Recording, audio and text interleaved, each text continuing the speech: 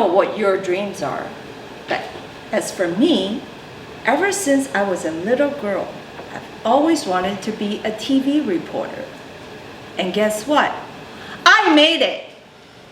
And I still remember the first time I did a TV report. I was so nervous that I stumbled terribly. I didn't have just one ah, not 5.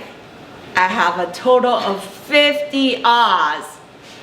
My boss was furious, and he yelled at me and said, "Victoria, just quit now. You're useless."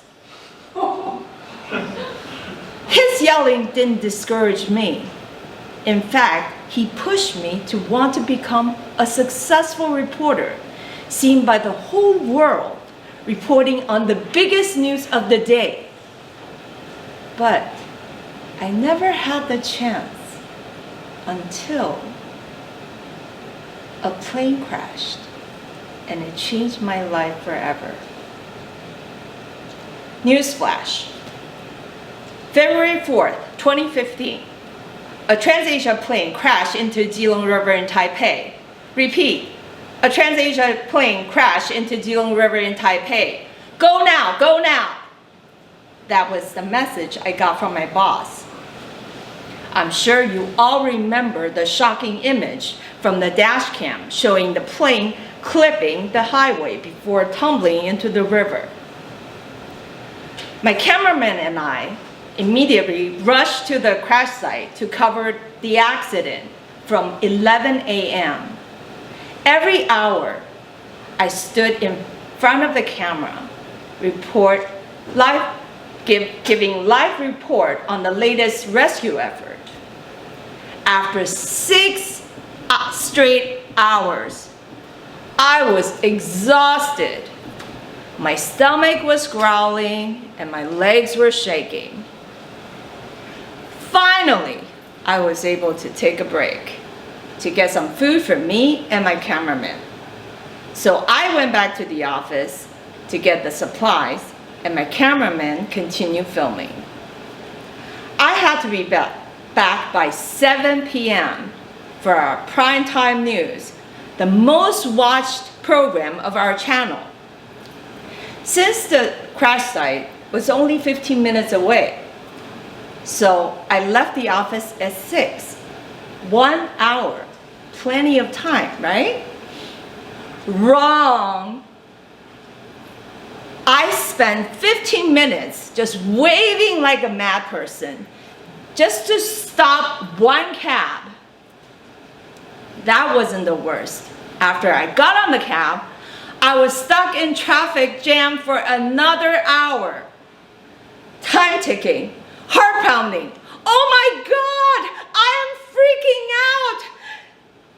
I am the top news. The whole world would be watching. Time, 6:45. The cab is not moving.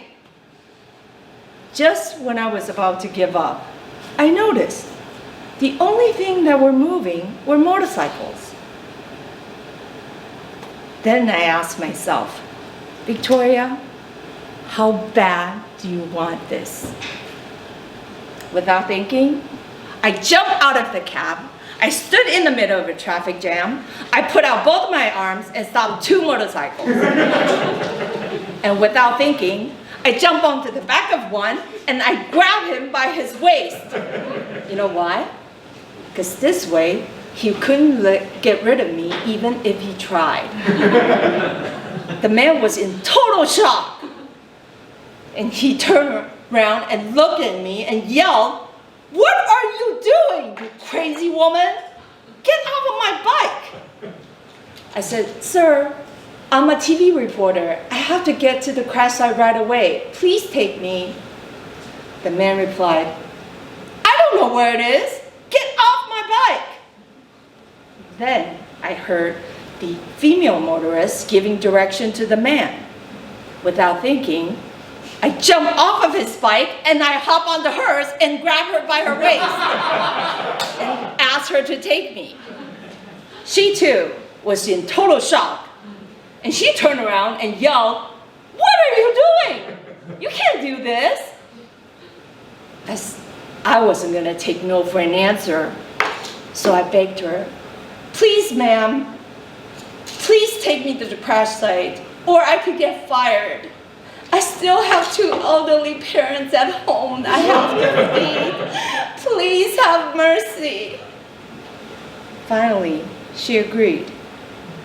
But I guess she couldn't resist because I still refused to let go of her waist. By the time we reached the crash site, it was 6:59, 1 minute, only 1 minute before my life crossed.